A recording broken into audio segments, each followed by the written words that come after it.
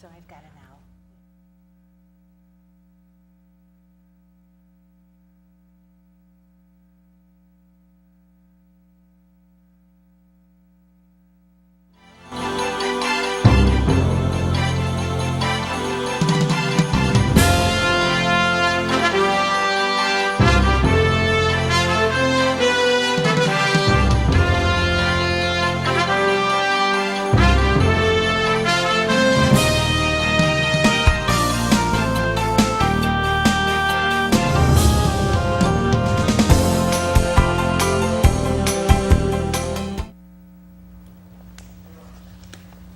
Hello, and welcome back to From This Corner TV. I'm Marilyn Dayton, your producer and your host.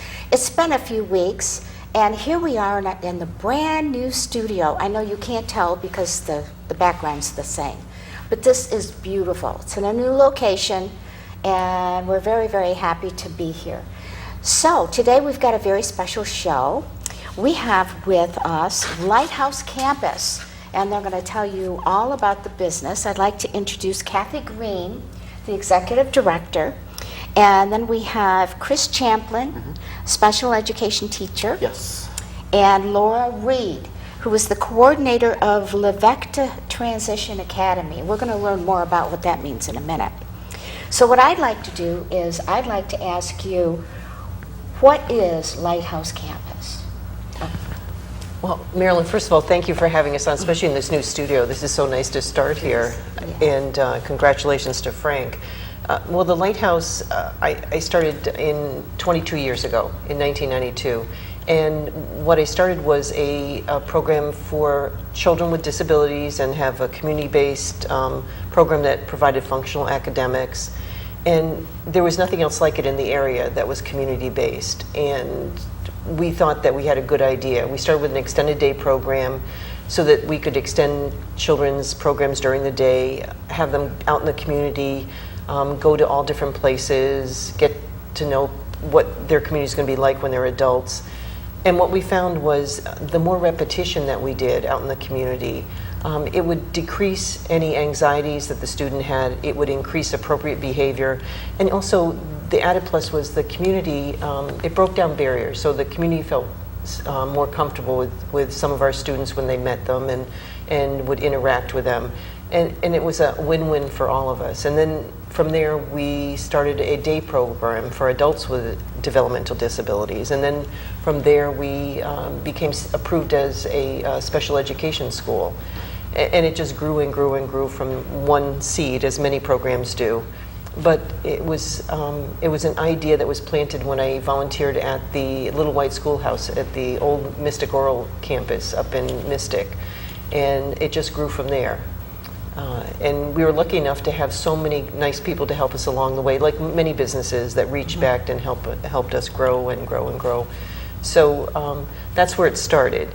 And right now, it's in 22 years, we now have several campuses for learning, for Life Campus, for Community Campus. We have 64 employees.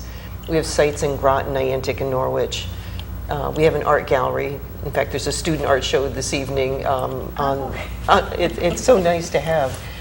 So it has just taken off a life of its own from one concept, which is so nice. When I see people that start their own businesses, I see where they start and where it ends up, and it's just so nice to see that you just don't know how so many different lives you can touch. Now it does. To keep our viewers from being confused, they're going to say, I know the name Lighthouse, but I don't remember Lighthouse Campus. It had a different name when you started. Well, when I started, it was Lighthouse Voc Ed Center, and that was in 1992, and we wanted to look at, which we still do, vocational and education programs. We look at helping students prepare for their lives, for whether it's employment or activities in the community, all different types of programs. And then a couple of years ago, we decided to rebrand. We were heading into our 20th year, and we thought, we need a new look and perhaps do something a little different. So we changed the name as the Lighthouse, and we have from campus to community.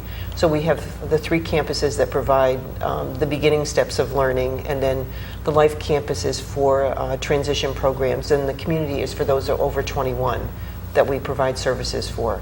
So that way we knew there was a progression that our students take, and we just followed that.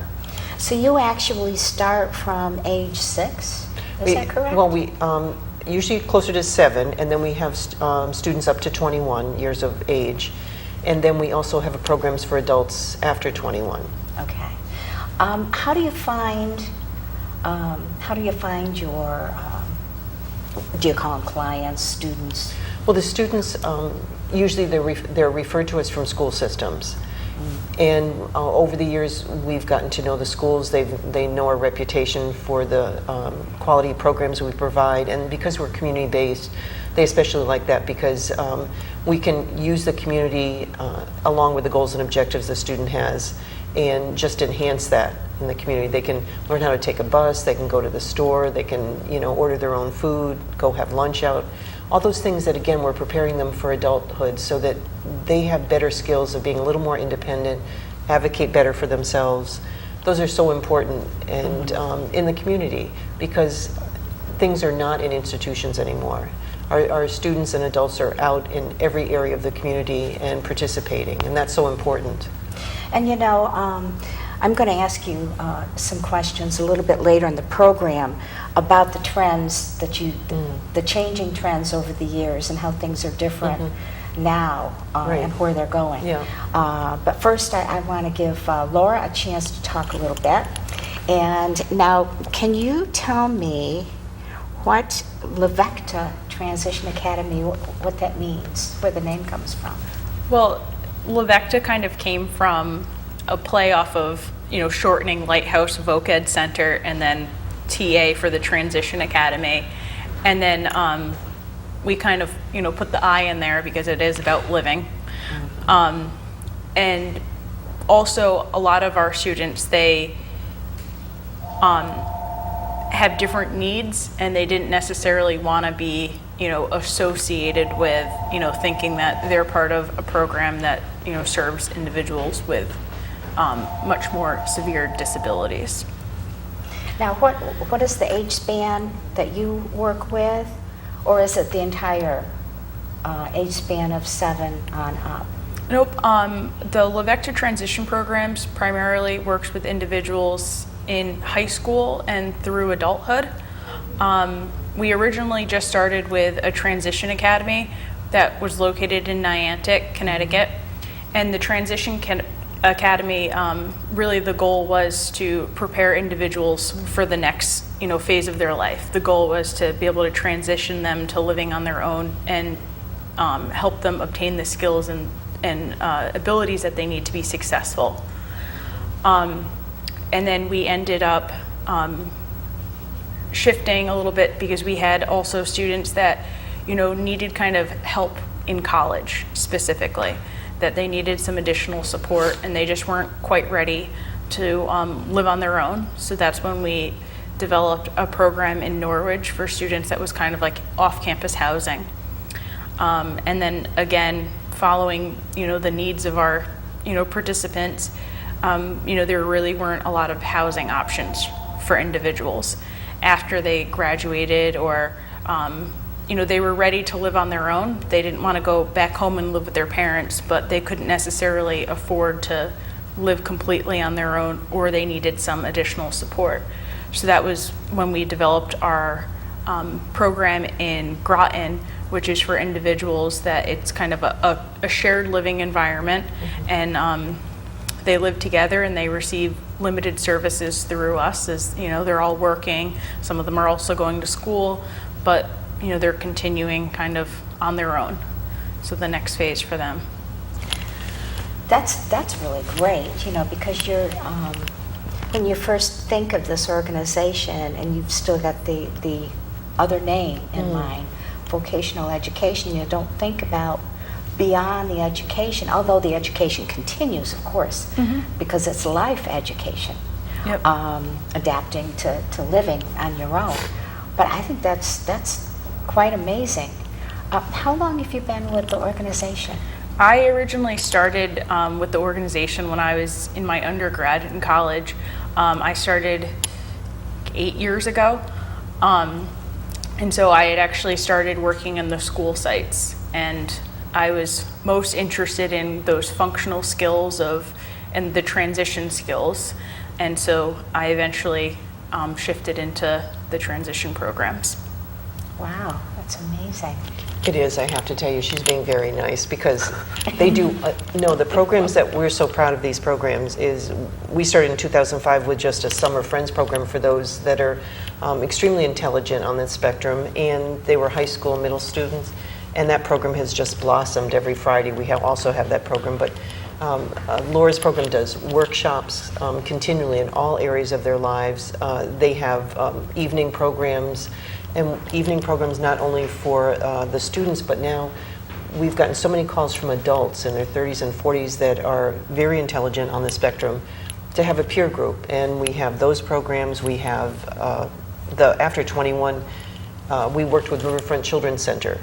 The house is right behind them, and they've been very nice. But these are places for 5 young men that is such important for families. The housing crisis is so serious for those after 21, and Laura's been very nice about this, but there's a huge amount of programs that she oversees that really make a difference for these young people. Currently, I think they say that between 89 to 90% of individuals on the autism spectrum between the ages of 18 and 30 live at home with their parents. And a lot of it has to do with finances, not being able to have the right supports that they need, and limited employment. And also another kind of concern for a lot of families is the social isolation, that at least if their child is home, then they'll at least see them every day. But it's really a concern for individuals that that they're going to be able to see people on a daily basis. And that's why the night groups and the different workshops and social activities that we have, they're for our current students, but we also have developed other programs so that they can continue to access these resources and supports, and so that they really do feel like they're part of a community and develop those friendships. Do you see it as it kind of stunts growth if you're living with your family for a long time after a certain age? Or, well, of course, I guess it depends upon the family, whether it's supportive and helps encourage them to continue to learn. But in your experience, have you seen a difference when they are out in the community and living independently?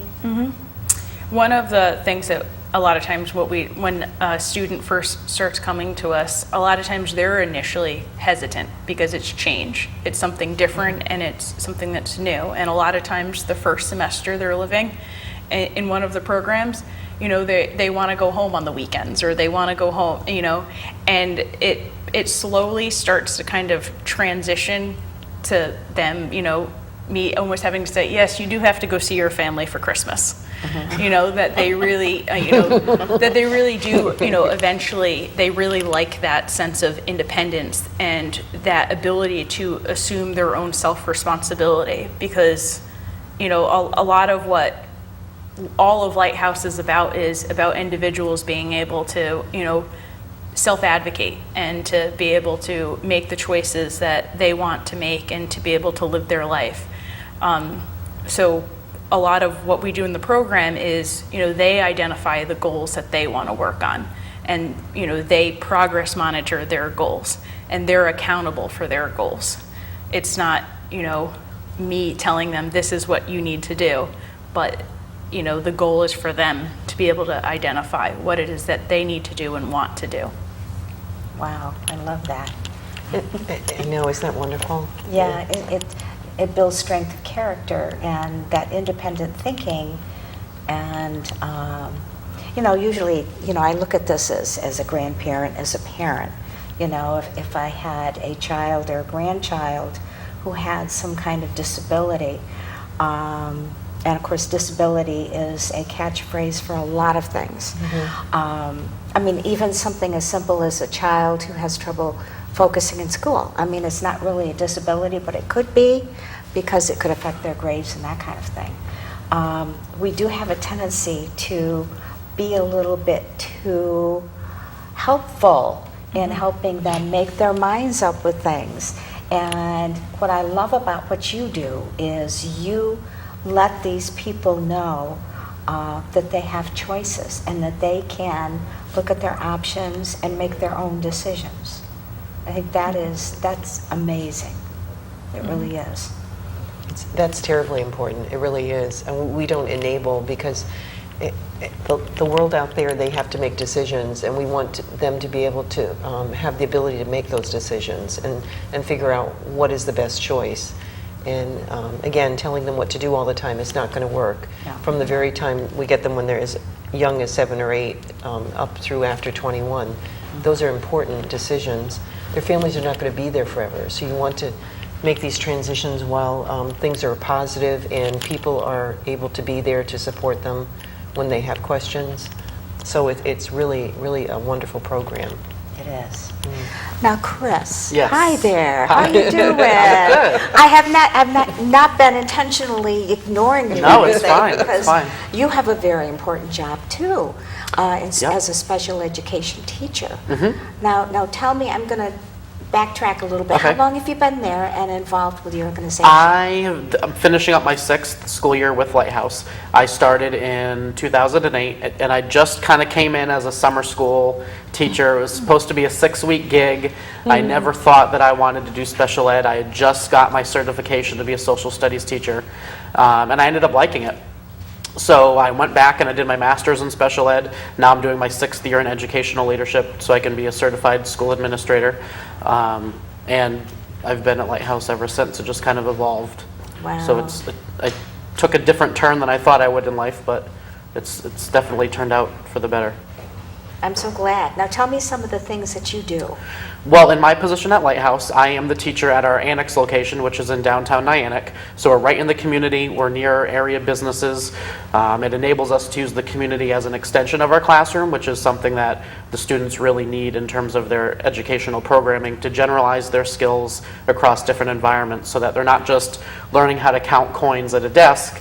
They can actually go to CVS right next door and work on those skills with the cashiers. And because we've been in Nyack, the first site opened in what year? 2003. 2003 was when our first school in Nyack opened. So we've had 10 years, 11 years now where we've been able to make those connections with the shop owners and with the Nyack community. So we walk in and they know we're coming. They're very supportive of our students.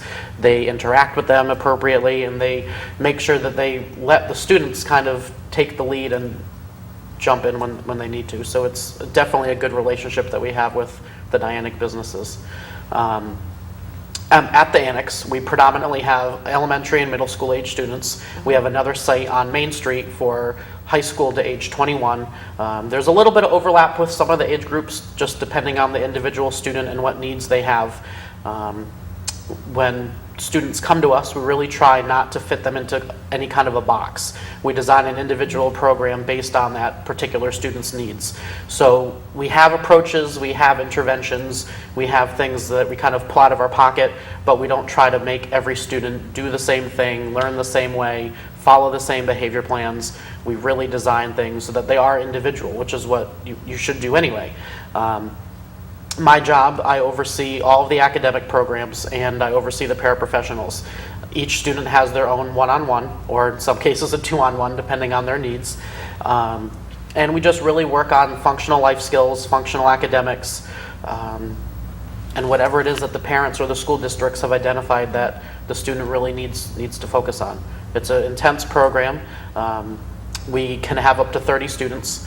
And every year the demographics and the numbers change back and forth. So we just kind of take every day as a new day and go with it. Now, when you say that you started for a short period of time and then you discovered that you loved it, what was it that made you decide that this was for you? I think it was just the fact that it was unpredictable.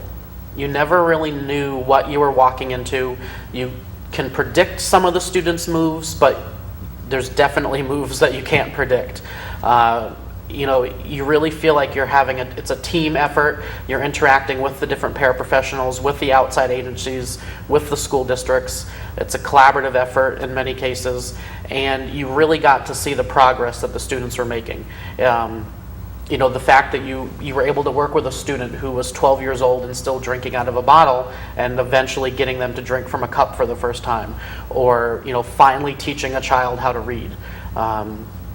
You could just really see the milestones, and you could see the progress. So it's rewarding. It sounds like it. Very fulfilling then, Yeah, isn't it? definitely. Yeah, and that challenge of not knowing what you're going to be walking into every day, and the ability to handle it. Yes. That takes someone very special. And I couldn't at first. Trust me, I had my moments and I had my doubts, but I stuck with it. And it definitely made me a little bit more of a flexible person and a flexible thinker. I'm usually pretty, I like my ducks all lined up. And, everything's color-coded, everything's organized, but this has definitely kind of taken my edge off a little bit, which was good. So you found out some things about yourself then Yes. through this process. Yep. Good things, Yeah. obviously. Yeah. And I'm sure it's probably changed you a little bit too. Yeah, it has. It definitely. It's even made me more aware. I knew about people with disabilities. I knew about special education, but I didn't really know about it. I would see students or my peers at school, but I really didn't understand what the different diagnoses were. I didn't really get the whole picture. So it definitely has broadened my horizons and expanded my knowledge just about people that you come in contact with all the time in your daily routines. Well, I think we kind of would like to do a little bit of that on this show tonight, if it's all right with you. Yeah. I'd like to take a few minutes and define, even though as human beings we do have a tendency to label people, which is really not a good thing, but in this particular instance, it's helpful to match them up with what program they need to be a part of to actually give them a label. So disabilities is a catch-all phrase for a lot of things. What are some of the different types of disabilities that you see and that you have a program for? Well, we have a wide range from mild to severe disabilities, and I have to cough. Go ahead. I cough sometimes. Excuse me, I never do. I'm sorry. I hope you can cut that for a second. Yes. Well, why don't we do sorry. this? And It just got really dry all of a sudden. okay, it may be the new air conditioning, who knows, in the new building. I'm but, sorry. We could take this opportunity actually to take a little break and maybe get you a little water or something. Cut And this, I'm so that'd be sorry. good, because we're going to be talking. We need to be able to do that. So Frank, what do you think? We'll take a little 2-minute break, My new dad and we'll teaches be me right all back. kinds of stuff. Sure. He helps me with homework. That would be 3.6795. Thanks. Yep. He helps me with my decision making. I wouldn't use this one. Ever. And he's even teaching me how to drive. And that's why cars have bumpers. I'm learning so much. You don't have to be perfect to be a perfect parent. Thousands of kids in foster care will take you just as you are. When some people struggle with their mortgage payments, they become frozen, petrified. Not knowing what to do, they do nothing. But the people who take action are far more likely to get the most positive outcome. Making home affordable is a free government program. Call now to talk one-on-one with a housing expert about the options that are right for you. Real help, real answers, right now.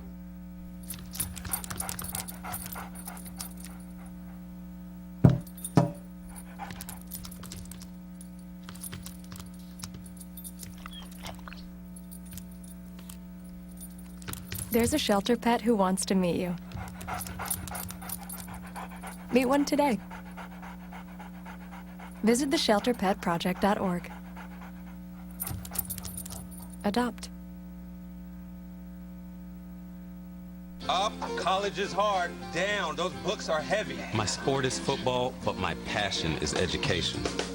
So every year I take promising high schoolers on a college tour to show them that higher education means a brighter future. My name is Nnamdi Asamoah.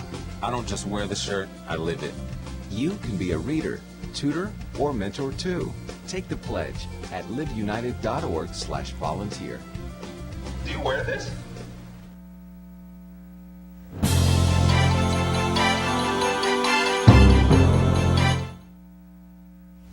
And welcome back. We have water now so we can talk. Wonderful. Okay. Thank you so much. So we were talking about definitions of disabilities. What Right, did you see? right. When I started the program in the 90s, most of the students that we were working with had Down syndrome or cerebral palsy, some with genetic disorders, maybe someone were labeled PDD, NOS. We did not hear the term autism at that time. It's been over the past 10 years, specifically the last 5 to 6 years, that we've heard the term autism a lot more. And so our programs changed or developed depending on the type of student that we were working with. And most of our adults in our adult program have physical disabilities, developmental disabilities, some with cerebral palsy, and they're a whole different program and staff that work with them. And we're very particular about the type of staff we put with certain students also, because it's their personalities that depend on what works and what doesn't. The students that we have now are labeled with autism. Some are mild, some are moderate, some are severe. We have many with challenging behaviors that Chris works with often. The students that Laura works with are extremely intelligent and used to be labeled Asperger's syndrome, but that has changed recently as far as the labeling. And so again, it's like any other business. You're flexible, you have a customer base, you move with whatever the customers are, but these are our students or adults, and so our programs evolve based on the type of student that we have. And so it's a whole different world now than it was in the 90s. And we might as well talk about the trends that we've been seeing too, as far as, and we really don't know if it's back in the old days, 50 or more years ago, they used to simply take the child and put them in an institution. We're seeing an increase in cases of autism and Asperger's syndrome. Would you define those two terms for us? Well, I think Laura could probably define them better for you. I think So Asperger's it fell under the autism spectrum umbrella, and actually in the new DSM-5, it's not recognized. Individuals, that previously had that label or that diagnosis, a lot of times they still kind of identify with it. So we still, you still hear people talk about it, but now it's under the autism spectrum, and which within the autism spectrum, students can have, low IQs to very high IQs. And a lot of their difficulties are characterized by social and communication difficulties, as well as a lot of the students that I work with specifically have a lot of executive functioning deficits. And executive functioning skills are the skills that we all use on a daily basis, but we just don't know that we have them. Our ability to plan, prioritize, organize, break things down, those are all those skills that problem solve that individuals on the spectrum struggle with. Okay, so what exactly, well, of course, they seem to be changing things on you, so it's like, what do you still, what do you call things? But people know the term autism, people know the term Asperger's syndrome. A lot of us may know someone, we see someone like that in a movie or a TV show, but what does that really mean? What does autism really mean and Asperger's syndrome? What is it exactly? Well, again, social and communication difficulties that can sometimes, be seen through repetitive behavior, very heightened interests in certain areas. Is it It has to do the brain, though, correct? Maybe miswiring in the brain or something like that, or are they still investigating that? Well, they're looking, into the causes of autism, and right now we know that, if a parent has, is on the spectrum, then, they're very likely to have a child on the spectrum as well. But, we still, there's still kind of a lot of different information out there about what exactly causes autism. Some people, think that, there's larger, sometimes there's more cases in certain areas. So, some people think that it has to do with environmental issues.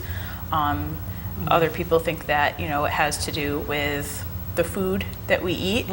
And the water we drink. And the water we drink. And also, there's, with the restructuring of how, it's been labeled a lot of times too, people were not necessarily, they were diagnosed with something very different than, autism. And so, again, that kind of also, has to do with, the numbers rising. Yes, and I know Kathy and I were talking about that the other day. Yeah, the CDC just came out in March with its 1 in 68 now. The numbers keep changing, and they are alarming. They're getting to epidemic proportions as far as the numbers. I think in New Jersey they had I think it was 1 in 24 for boys. Oh, wow. And for some reason, again, no one knows if, we just had someone speak recently, Dr. Nancy O'Hara, who's a holistic doctor and has studied this for 20 years and thought that, again, they're looking at environmental issues, whether it's all the mercury in some places that are predominant, or if it's, they're finding most of the students that they study have a huge lack of zinc and magnesium in their system, and there's other things that they're seeing in the foods, in the environment. So again, they're not quite sure where it's coming from, but there's a combination of things that are forming that seem to be passing on to our children.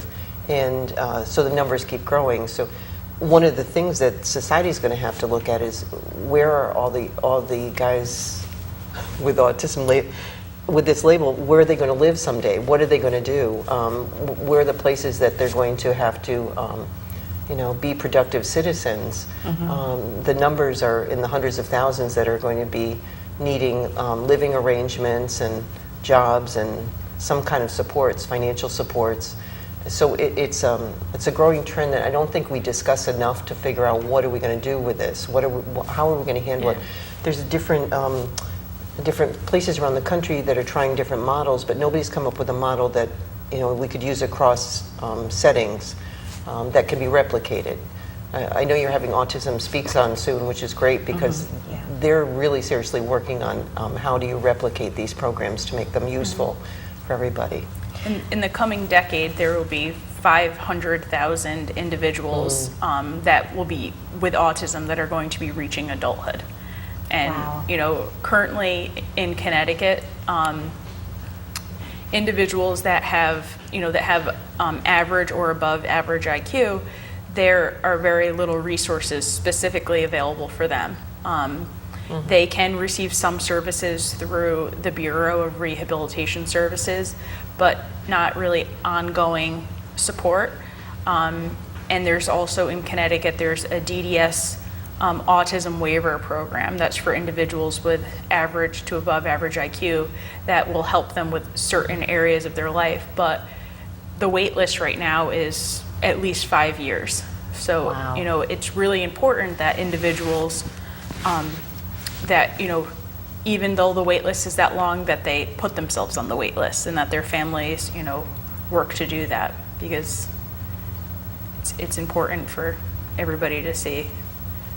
Well, the thing that our country, of course, has to realize is, and nobody really wants to think about that, but we have to, where's the money going to come from to take care of these people? And it's our responsibility. A disability can happen to any of us. Right. Any of us tomorrow could need your services.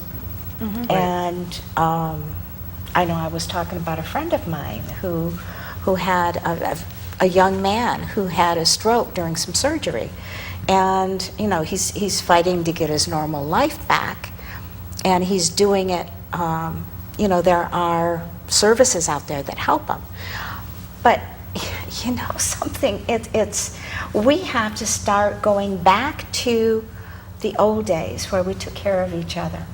Back to the barn raisings, and everybody came together as a community. It's almost like it takes a village. Yep. To take care of everybody. It does. I have to tell you, it does. Even the community here, that's why we're in community, so that neighbors get to know us and businesses get to know us, because the more that you're comfortable with each other, the more that you want to be there and help each other. I think it's so important for people to walk into businesses, to walk places, to get to know them and see what you do, so you have a clearer understanding. Then it breaks down barriers. You're not afraid of each other. You're not. You're willing to see each other as human beings. What can we do? And the community is very nice on a one-to-one basis like that, and the storefronts and the businesses are also welcoming.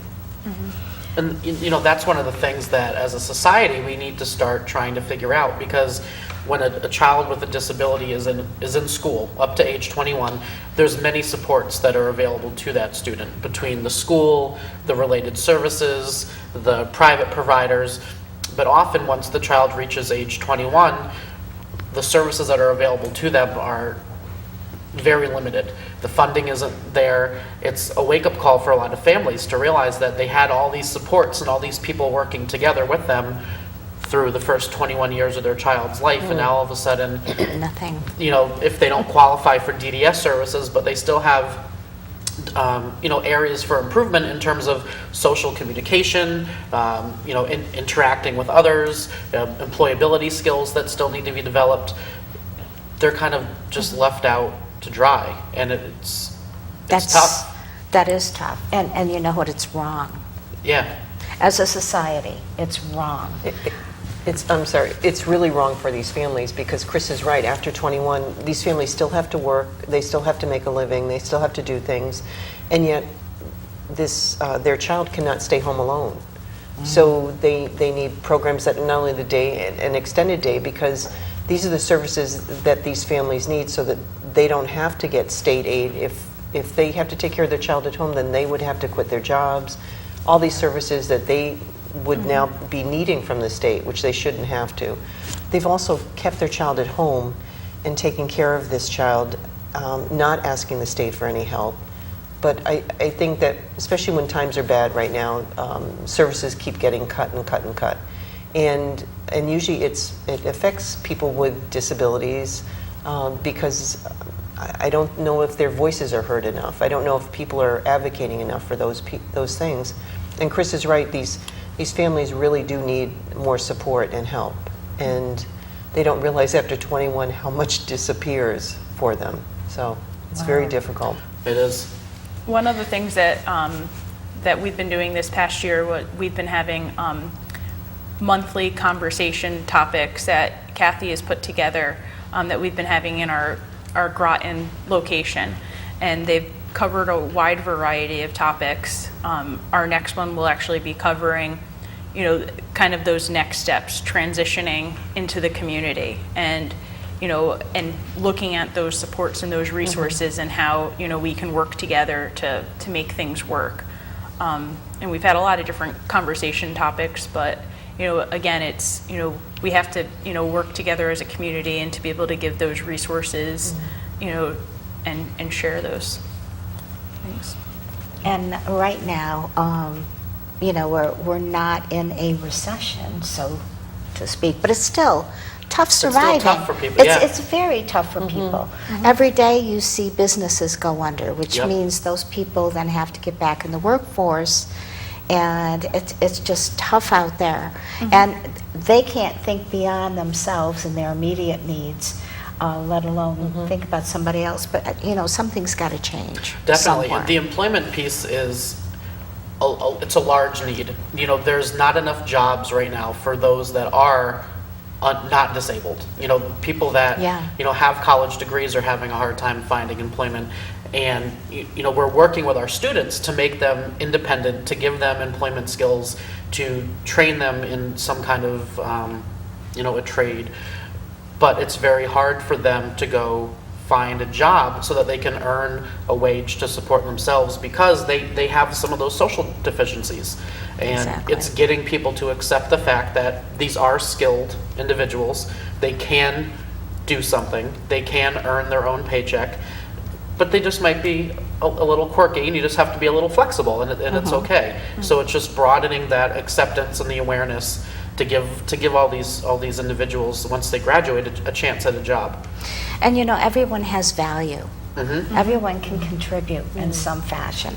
Let's talk about the Asperger syndrome, the high ability ones. So one of the things that we actually started doing was offering internships, because a lot of our individuals, they have the technical skills or the technical aptitude, but this population tends to be overqualified and underemployed. So that there's certainly jobs that they could perform, but they don't necessarily have all of the skills yet that come natural to many of us to be able to perform those jobs. And the training and the different traditional college is very difficult, and especially if you're a very literal person and you need things very concrete. A liberal arts and science degree is very abstract, and everything about it. So we've developed some internships that are right now we're working with the Mystic Chamber, and our students are filming the Mystic Matters show for them. So they're doing everything from the filming, the editing, and all of those pieces. We also, this summer, we're going to have some other internships, and they're going to be making promotional videos, and they're going to be doing different things. So the outcome is that they're going to be able to learn these employment skills in this type of setting that are going to be transferable into the workplace. And they're going to end up having a product to showcase their talents and their skills and their abilities. What are some of the jobs that they would have potential for? I know there was a young man in the Stonington area, a friend of mine told me about. He has Asperger's syndrome, but he's a wonderful journalist. He just writes wonderfully. Maybe a financial bookkeeping type of situation, and of course the technical end of the Mystic Matters show. Are those the types of potential jobs, or are there more? A lot of times individuals on the spectrum, they are very detail oriented. So, jobs where they have to, that they do have to pay very close attention and detail to things that they thrive in.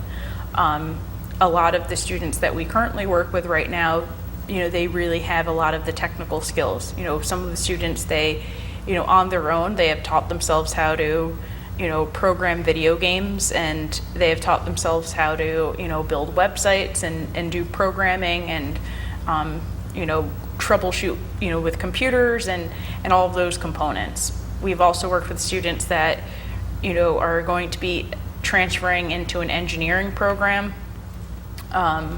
We've also worked with students that, are really just looking into, manufacturing or, other types of jobs where it's very predictable and there's routine, and that they can, really work through all those tasks. Now, how do you go about, what I'd like to do is I'd like to let our viewers know how they can help. For instance, if they own a business or if they volunteer in the community, what are some of the ways that our viewers out there as members of the community can help? Well, like you said, everybody has value, and everybody has something that, that they can give or offer. Sometimes it could just be, time of, if they have a skill or a talent, or if they would be willing to have somebody, shadow them in their position. If they have, some of the equipment or, those types of things that we could use, or just, being kind of a welcoming neighbor. Equipment meaning what, computer equipment or video equipment? Yep, things like that. And we also, we do work with businesses to, to help them with, like the promotional videos and those things, and we're working towards expanding that too. So That sounds great. Chris, I keep going. You're still there. Wonderful, I am. wonderful. Do you have some ideas along the same? Yeah, Jane? The students that Laura works with and the students that I work with are quite different. Laura's students are definitely much higher functioning than mine, but mine still do have the potential to have some kind of employment, and we're always looking for people that either maybe you're putting on an event and you need somebody to assemble your gift bags, or you just you own a small business and you could use somebody to come in once a week to vacuum or something like that, so that they can work on practicing those vocational skills in a real life setting. Those are the kinds of tasks that I really try to put together for my students, so that they're not just working on it in our school. As I said before, we try to use the community as our classroom, and we really do try to get out there. And if people are willing to let us in for a short time, I think they'd be pretty pleased with what our students can do. I love it. Now, how about funding? Where do you look for your anywhere you can get it? But the funding for your programs, where do you look for that generally? Well, writing grants for items, donations are always welcome, and grants locally and foundations that are throughout the country, finding different places that will support different pieces, either for the schools to have program things that they need for the teaching staff, as you said, equipment maybe for the digital area that we need. But the funding is not easy, especially in a small region, because there's more, the pieces of pie are smaller that are cut for everybody, because there are so many needs here. In a larger community in Hartford or down in Fairfield County, there's larger businesses that contribute larger sums of money. So that it's always a difficult piece. It's a constant for a nonprofit to try to figure out how to get the funding and to keep it sustainable, because you want to keep your mission going. You want to be able to provide services for long term. So it's a constant struggle is finding the funding. Yeah. Yes, I hear that a lot. From a lot of organizations, unfortunately. Yeah. And that kind of takes us back to, the government having to find the budgets to provide these types of programs for the future, when we're going to need more and more help. Right. And it's really just more important, that we try to work with other nonprofits and things as well, so that we are sharing resources and, that we're not all, needing the same things, but instead collaborating and working together. Now, if someone that's watching has some ideas and they'd like to contact you, is it best just to, first of all, they should go to your website, and I'll ask Frank to put it right there. Look at that, he's right on it. And there's the phone number, too. Right. So they can call and... They can call for information, they can come and visit, they can set up a time to come visit, and they can talk to Laura, Chris, or some other staff, myself, and maybe just as a resource. They need resources. Many times we're in the community and people will quietly take you aside and say, I have a grandchild on the spectrum, I have a niece or my daughter's child or my daughter's son, and all they want is some resources and places they can go to. And we're very good at finding the resources or a staff or some place that they could go to get the information. If it's not from us, we can let them know that. We also will do some Autism 101 pieces if businesses want that for their companies to find out more information about autism. We can certainly work on doing that, having a workshop for someone if they wanted to. I think the more that companies know about that, the more they're able to hire someone or to work with someone. Laura's does the workshops that she does, I think are beneficial to some businesses, just to understand what we are already teaching our students and what you need to know when you're hiring somebody. Well, I think it sounds like education, awareness, and involvement Definitely. are all very welcome. And we still have a few minutes. So what is it that you would like to share with people that we haven't covered yet? Well, I think they need to know that we're a holistic program. We really cover every area of a student's life. We not only have the day program, we have an extended day, and then we have evening social programs that fit all ages, abilities. We have a girls' night out program, we have a senior program, and that's on our website. And those are wonderful because that's a peer group that after 21, one group that's been together since the late 80s, every Wednesday night. And they've grown together and been through all the transitions in life, just as we do with our friends. It's an important piece of their life. And we have a Friends program for those on the spectrum, for middle and high school ages. We have an annual conference every year for autism education. So there's a lot of things that we try to do to educate the community also, not just our students, but we look at every area of their lives. Have you had a chance to, I know we have seen each other at the Southeastern Connecticut Women's Network. Have you had a chance to talk to them about possibly being a speaker? No, I haven't, Marilyn. Idea. That was very nice. No, I haven't, Marilyn, but thank you very much. That would be, yeah, no, I haven't. Yeah, I don't know if Deb is the one that's in charge of programs. It's June. Every June they change, the board changes and people change their positions. But I think it would make a wonderful event. And I think even, you would be invited to come along, maybe bring some of your, some of the people that you have that would be good to introduce. I think that's one thing to notice on June 10th, right here at 46 Plaza Court, we're having a panel of students that are on the spectrum speaking. So, so families can come in and ask the students, they're young adults, and ask them, what do they want us to know about them, things that they've been through, their transitions, and it's going to be an interesting panel. It's one of those autism nights.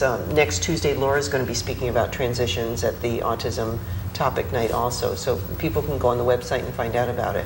Yeah, I was just going to ask, probably the websites where you want to find out about all these things. And you send out, quite often you send out e-newsletters and e-blasts. So if someone would like to become informed, they could call you and ask that you place their name on that e-mailing. So funny to have these we have everything. ETV. No, we do. That's a great idea because, we do send a lot of information. We send it from other organizations too. As Laura said, we work with different nonprofits because, we're all in the same boat here. Right. Chris and his students go to Safe Futures every week and bring items that we have donated that they can use for women in their new apartments.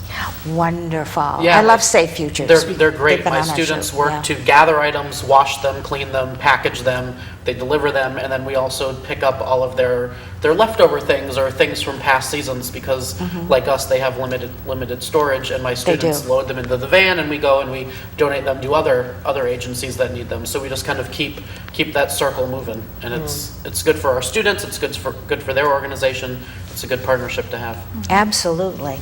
And that's something else that our viewers need to keep in mind, okay? So if you've got a nonprofit and you want to coordinate some of your activities, some of your communication, some of the things that you do, it would make sense. Give them a call. Yeah. Right? Yeah, thanks, Marilyn. Yeah, that sounds great.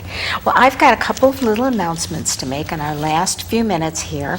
One of the things that I want to remind our viewers is that if you've got a charitable event or a nonprofit event that you would like us to talk about and share with our viewers, send it to our email, and we will talk about it on our show. I've got one right here. There's our email address, fromthiscornertv@gmail.com. And here's an event that I actually got out of my grandson's backpack. It's the Pawcatuck Lions Club. They're having their 13th annual charity 5K road race and 2-mile walk. And it actually benefits Camp Rising Sun, which is a cancer camp for kids, in memory of Angelo Michelli. And that is, there's a phone number on here. I know I saw it earlier. And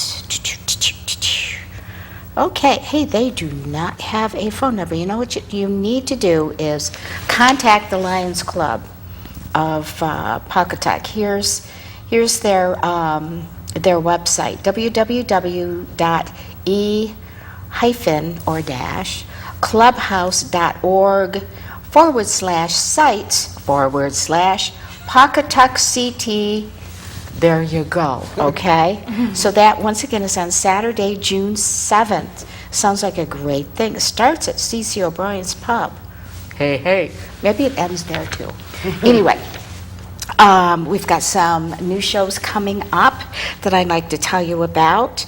Next week, you know Chris Anino. He's occasionally on our show with us, and he did his world record pull that we were able to raise $801 for the Terry Broder Breast Cancer Foundation. And we had a lot of fun being in the Mystic Parade, and we would like him to come on the show as a guest this time. He's fighting it, but he's going to do it.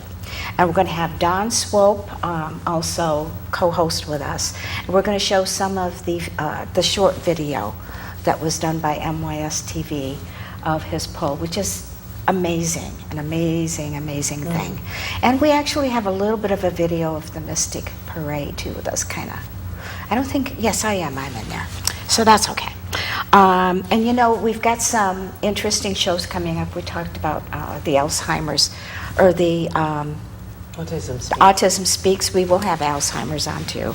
And we're also going to have, in the future, we're going to have Serena on. I did mention it to her. She's a belly dancer. Now that is officially a good thing for health and wellness, okay?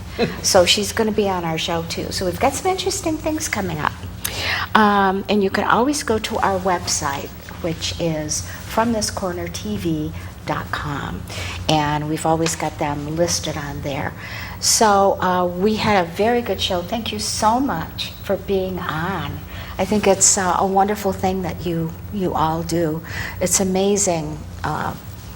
It's amazing, number one, the trend, the scary trend, you know, the direction we're going in.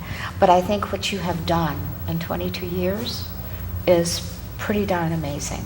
And I'd like to congratulate you on that. Marilyn, thank you. This was wonderful. We enjoyed it. Thank you so much for having us on. Yeah, thank you for having us. You're very Thank you. welcome. So we will see you next week. Thank you for joining us tonight. Bye-bye.